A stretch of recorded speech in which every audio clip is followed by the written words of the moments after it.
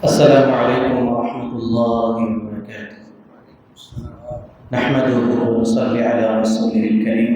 أما بعد، قال الله سبحانه وتعالى: ومن أحسن قولا ممن دعا إلى الله وعمل صالحا وقال إنني من المسلمين.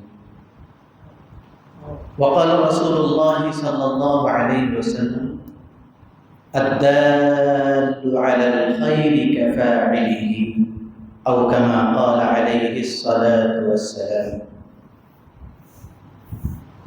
আজকে সমাজপুর আনোয়ার উলুম মাদ্রাসা বার্ষিক মাহফিলের আলোচনা সভায় উপস্থিত সকলকে অন্তরের অন্তঃস্থল থেকে মোবারকবাদ জানাই এবং সবাই মিলে আল্লাহ সুবহানাহু ওয়া তাআলার শুকরিয়া আদায় করছি যে মহান রব্বুল আলামিন আমাদেরকে জীবিত রাখিয়া, সুস্থ রাখিয়া গুরুত্বপূর্ণ একটা আলোচনা সভায় উপস্থিত হওয়ার তৌফিক দিয়েছেন।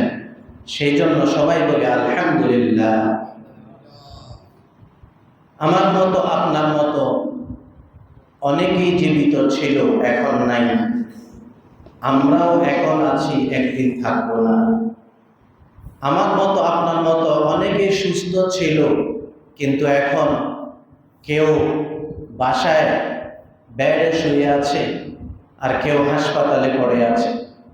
কিন্তু আল্লাহ সুবহানাহু ওয়া তাআলা আমাদেরকে সুস্থ রেখেছেন, আলহামদুলিল্লাহ। আমার মতো আপনার মতো অনেকেই জীবিত আছেন, সুস্থ আছেন। এই আলোচনা সবার দাওয়াত পেয়ে আসার সেই তৌফিক হয় নাই, কিন্তু আল্লাহ সুবহানাহু ওয়া তাআলা এই গুরুত্বপূর্ণ একটা আলোচনা সভায় উপস্থিত হওয়ার তৌফিক দিয়েছেন। এটা আল্লাহ সুবহানাহু ওয়া তাআলার বড় মেহেরবানি। সবাই বলে আলহামদুলিল্লাহ। সম্মানিত মেহমানবৃন্দ, আমি এই মাদ্রাসারই ছাত্র। আমার দুজন উস্তাদ এখানে বসে আছেন, হযরত মাওলানা আব্দুল্লাহ সাহেব এবং হযরত মাওলানা সাইদুর রহমান সাহেব। আমার উস্তাদদের মধ্যে দুজনে আছেন বর্তমানে মাদ্রাসায়। হুজুর চলে গেছেন হুজুরের মাদ্রাসায়, এবং আমার আব্বাজান এখানেরই ছাত্র। মরহুম হযরত মাওলানা আনোয়ারুল্লাহ সাহেব রহমতুল্লাহ আলাইহির খাস খেদমত করতেন, খাদেম ছিলেন। ওনার হাত ধরে ধরে এদিক সেদিক চাইতেন। ওনার খেদমতের উসিলায় আমার আব্বাজানও কিছু এলেমের নূর পেয়েছেন। আমার আব্বাজানের উসিলায় আমিও কিছু নূর পেয়েছি। আমার মুখে দাড়ি এই মাদ্রাসার উসিলায়, আমার মাথায় টুপি এই মাদ্রাসার উসিলায়, আমার গায়ে জুব্বা এই মাদ্রাসার উসিলায়। আজকে আমার এলাকাতে সমাজপুর মধ্যমপাড়া একটা মাদ্রাসা প্রতিষ্ঠা হয়েছে, তাও এই মাদ্রাসার উসিলায়, আলহামদুলিল্লাহ। এইভাবে অনেক ওলামায়ে কেরাম এই মাদ্রাসা থেকে বিদায় নিয়েছেন, দ্বীনের অনেক খেদমত করতেছেন। আমার সাথীদের মধ্যে একজন সাথী মাওলানা রহিমুল্লাহ বশিরি, আমার ক্লাসমেট। আমরা একসাথে এখানে পড়াশোনা করেছি, আলহামদুলিল্লাহ। পুরো বাংলাদেশের মধ্যে দাওয়াতের কাজ করে যাচ্ছে। ওনার ভিতরে এই নূর আসছে এই মাদ্রাসার উসিলায়। আমার আবেদন থাকবে, আপনারাও আপনাদের সন্তানদেরকে, নাতিদেরকে মাদ্রাসায় দিবেন, ইনশাআল্লাহ নূর পাবেন, কিছু একটা দেখতে পাবেন। দুনিয়াতেও দেখবেন, আখিরাতেও ফল পাবেন ইনশাআল্লাহ। সম্মানিত উপস্থিতি, এই মাহফিলকে সামনে রেখে আমরা যে আলোচনা সভায় এসেছি, আমি একটা আয়াত তেলাওয়াত করেছি। আল্লাহ সুবহানাহু ওয়া তাআলা ঘোষণা করেছেন, ওয়ামান আহসানু কাওলান মিম্মান দাআ ইলাল্লাহ ওয়া আমিলা সালিহান ওয়া ক্বালা ইন্নানি মিনাল মুসলিমিন। আল্লাহ সুবহানাহু ওয়া তাআলা প্রশ্নবোধক বাক্য দিয়ে বলতেছে তার চেয়ে উত্তম কথা, সুন্দর কথা, ভালো কথা আর কি হতে পারে যে মানুষদেরকে দ্বীনের দিকে ডাকে, যে মানুষদেরকে আল্লাহর দিকে ডাকে। এই মাহফিলের আয়োজন করা হয়েছে মানুষদেরকে দ্বীনের দিকে ডাকার জন্য। এই সবার আয়োজন করা হয়েছে এই দ্বীনি মাহফিলটা কিভাবে সাজাইতে পারি, এই দাওয়াতের আয়োজনটা কিভাবে করা যায়, এটার জন্য এই আলোচনা সভা। আমাদের এখন থেকে প্রতিজ্ঞা হবে, এখন থেকে আমরা প্রতিজ্ঞাবদ্ধ হব যে আমরা এখন থেকে এই মাহফিলের দাওয়াতের কাজ শুরু করে দেব ইনশাআল্লাহ। ফায়দা কি? এক তো আল্লাহ বলেছেন তার চেয়ে উত্তম কথার কারণ হতে পারে না যে এনাকে মানুষদেরকে আল্লাহর দিকে ডাকবে। আপনি আর আমি এই মাহফিলের দিকে যখন দাওয়াত দিব, আমাদের কথা উত্তম আল্লাহর ঘোষণা অনুযায়ী। আর কি ফায়দা হবে?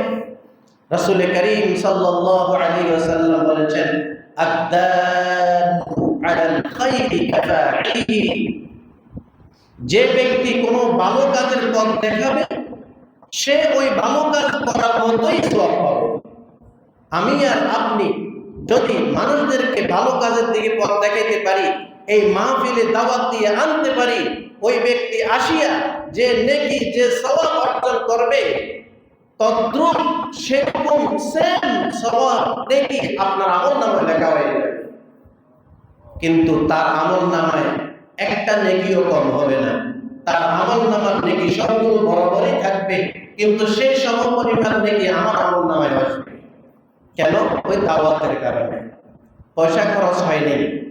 আমি যে মুখ দিয়ে বলছি যে ভাই সমস্ত আমার মাদ্রাসার মাহফিল আসবেন ইনশাআল্লাহ, আমিও যাব, এই কথাটাকে বলতে কি পয়সা খরচ হবে? না, এই দাওয়াতটা সবাই দিতে পারবো তো ইনশাআল্লাহ। মানুষ দ্বীনের দিকে দাওয়াত দিতে হলে অনেক রাস্তা আছে। আপনি মুখের মাধ্যমে দাওয়াতের মাধ্যমে দাওয়াত দেন, দাওয়াতের মাধ্যমে সহযোগিতা করেন, অর্থ দিয়ে সহযোগিতা করেন, ফিকির দিয়ে সহযোগিতা করেন, মানুষদেরকে আপনি দ্বীনের দিকে ডাকেন। মানুষ যখন আসবে, নিয়ামত বুঝবে, তখন নিয়ামতের কথা বলবে। সম্মানিত উপস্থিতি, আমি শেষ মুহূর্তে রাসূল করিম সাল্লাল্লাহু আলাইহি ওয়াসাল্লামের একটা কথা বলে শেষ করব। রাসূল করিম সাল্লাল্লাহু আলাইহি ওয়াসাল্লাম বলেছেন, আহাব্বুল আ'মালি ইলাল্লাহি আদওয়ামুহা ওয়া ইন কাল্লা, আল্লাহর নিকট সবচেয়ে প্রিয় আমল, পছন্দের আমল হলো সেটা যেটা সদা সর্বদা সবসময় করা হয়, যদিও সেটা অল্প হয়। আমলটা যদিও অল্প হয় কিন্তু সব সময় করে, এটা আল্লাহর কাছে খুব পছন্দ।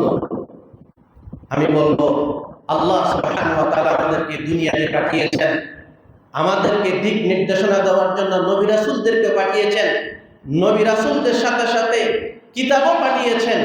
এই কিতাবের মর্ম আমরা বুঝতেছি না, এই কিতাবের উপদেশ আমরা গ্রহণ করতেছি না, কিন্তু আল্লাহ সুবহানাহু ওয়া তাআলা বলে দিয়েছেন, ওয়ালাকাদ ইয়াসসারনাল কুরআন লিযিকর ফাহাল মিন মুদ্দাকির।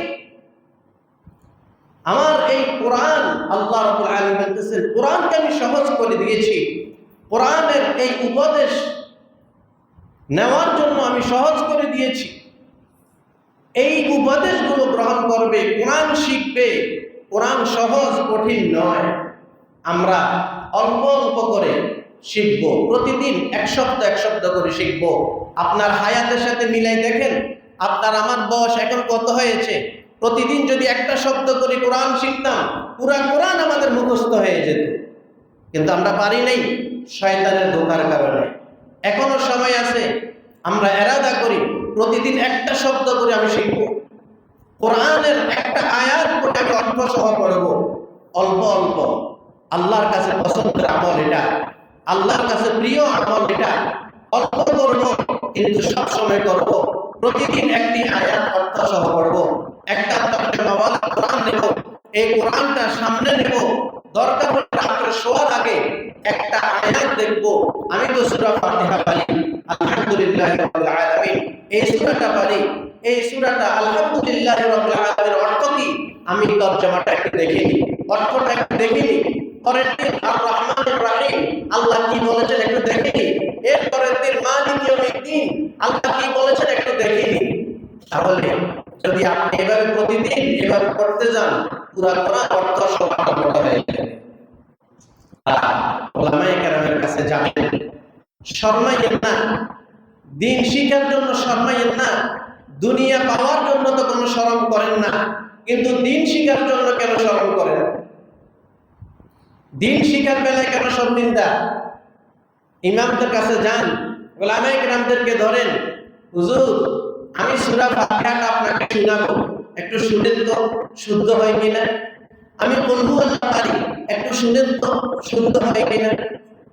এভাবে আমরা ইনশাআল্লাহ আলেমদের কাছে যাব এবং মাহফিলগুলোতে আসবো, দ্বীন শিখবো, আমল করব। আল্লাহ রাব্বুল আলামিন আমাদেরকে দ্বীনের সকল কাজে সহযোগিতা করার তৌফিক দান করুন এবং দ্বীন ইসলাম অনুযায়ী আমল করার তৌফিক দান করুন। ওয়া আখিরু দাওয়ানা আলহামদুলিল্লাহি রাব্বিল আলামিন ওয়া জাযাকুমুল্লাহু খাইরান।